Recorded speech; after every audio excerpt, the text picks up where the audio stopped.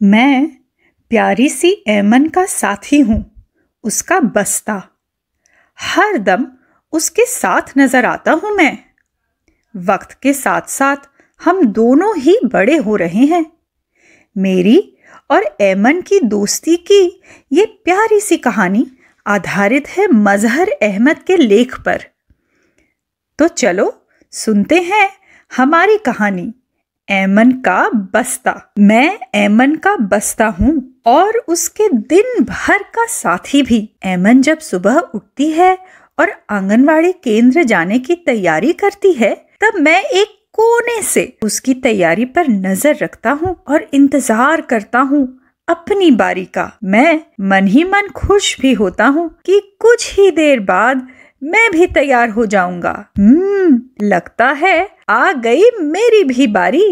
ऐमन हर सुबह मुझे अपनी पीठ पर लादे केंद्र के लिए अपनी बड़ी बहन नीलोफर के साथ निकलती है। नीलोफर का बस्ता तो बहुत भारी और अजीब सा है। मुझे तो उससे थोड़ा डर ही लगता है। नीलोफर का बस्ता नीले रंग का है और बड़े स्कूल से आया है। मेरी ऐमन तो मुझे हल्का फुल्का ही रखती है। सीधा पीठ पे लिया और चल पड़ी केंद्र की ओर। उसकी रफ्तार से मेरा दिल मानो छलांग लगाता है। गली में मैं ऐमन की पीठ की सवारी करता हूँ और साइकिल पर मैं उसकी गोद में बैठता हूँ। ऐमन मुझे पसंद करती है और मेरा ख्याल भी रखती है। अगर मैं गिर जाऊं तो मुझे उठाकर अच्छे से साफ करती है, सहलाती भी है। इस तरह हम उछलते कूदते स्कूल पहुंच जाते हैं। ऐमन का केंद्र उसकी बहन नीलोफर के स्कूल के पास ही है। नीलोफर उसे केंद्र की दीदी के पास छोड़कर अपने स्कूल चली जाती है। ऐमन मेरे अंदर एक रूमाल, एक फ्रॉक, एक स्लेट, एक पानी की बोतल और कुछ टॉफियां रखती है। अक्सर ये सभी चीजें उलट पुलट हो जाती हैं। उसे खाने का डिब्बा नहीं लाना पड़ता है क्योंकि खाना तो केंद्र में ही मिलता है। मजेदार खिचड़ी, दाल, सब्जी, अंडे भी। केंद्र में रंग बिरंगी किताबें हैं जिसके चित्र देखना ऐमन को बहुत पसंद है। वह केंद्र में सारा दिन खेलती, कूदती, नाचती, गाती है और मैं एक कोने में बैठा देखता रहता हूँ। केंद्र में सजाए गए सुंदर सुंदर खिलौनों को, गुड़िया, बॉल, चित्र बनाने का सामान, खिलौने वाली सब्जी और फल। मुझे तो ऐमन के नाम का एक लिफाफा भी दिखाई देता है। ऐमन अभी पढ़ नहीं सकती पर अपना नाम देखते ही पहचान जाती है। उसने एक दिन मुझ पर अपना नाम लिखने की कोशिश भी की थी। उसकी बहन नीलोफर ने उसकी मदद की और दोनों ने मिलकर कलम से ऐमन लिखा था मुझ पर। नाश्ते के समय और बाहर खेलते समय ऐमन मुझे शाला में ही छोड़ जाती है, पर मुझे डर नहीं लगता। कुछ और भी बस्ते मेरे साथ होते हैं ना। पर सभी बच्चे बस्ते नहीं लाते।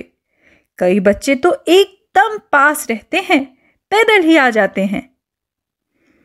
छुट्टी के समय ऐमन के पापा उसे घर ले जाने आते हैं क्योंकि नीलोफर का स्कूल और भी देर तक चलता है। वह बड़ी है ना, बड़ी नीलोफर, बड़ा बस्ता, बड़ी बड़ी किताबें और बड़ा स्कूल भी। बाप रे! पापा ऑटो चलाते हैं और दोपहर को ऐमन को घर ले जाते हैं। छुट्टी के समय ऐमन मेरी काफी दुर्गत बनाती है। बाबा के साथ घर जाने की जल्दी में सारा सामान मुझ में ठूस ठूस कर भरती है। उसकी दौड़ भाग और उछल कूद से तो मेरी सांस ही फूल जाती है। ऑटो में बैठकर ऐमन टॉफियां खाती है। कभी कभी कुछ और बच्चे भी चलते हैं हमारे साथ और ऐमन उन्हें भी टॉफियां दे दिया करती है। घर आकर वह मुझे एक कोने में डालकर माँ को केंद्र की सारी बातें बताती है कि कौन कौन सी कहानी सुनी, क्या क्या खेल खेले, कैसे कैसे चित्र बनाए, क्या क्या बातें की। आज सारी बातें सब्जियों पर हुई माँ। मुझे तो सब सब्जियों के नाम पता है मम्मी। दीदी ने मुझसे सब्जियों के रंग भी पूछे और ये भी कि मुझे कौन सी सब्जी सबसे ज्यादा पसंद है। मैंने कहा बैंगन। ये सुनकर एमन की मम्मी ने कहा, अरे वाह, मैंने आज तो तुम्हारे मनपसंद की सब्जी बनाई है। एमन की बातें सुनना मुझे बहुत अच्छा लगता है। मैं दूर से उसे देखा करता हूँ। जैसे जैसे एमन बड़ी होगी, शायद मेरा भार भी बढ़ता जाएगा। क्या वह मुझे छोड़कर एक नया बड़ा बस्ता ले लेगी? इन बातों को सोचता रहता हूँ, पर अभी तो बहुत समय है। वो तो अभी और भी 2 साल आंगनवाड़ी केंद्र जाएगी और मैं उसके साथ ही रहूंगा। तो बताओ बच्चों, कैसा लगा तुम सबको एमन के साथी से मिलकर? क्या तुम भी बस्ता लेकर केंद्र जाते हो? अपने बस्ते में तुम क्या क्या भरना चाहोगे? चलो जल्दी जल्दी उसका एक चित्र बनाते हैं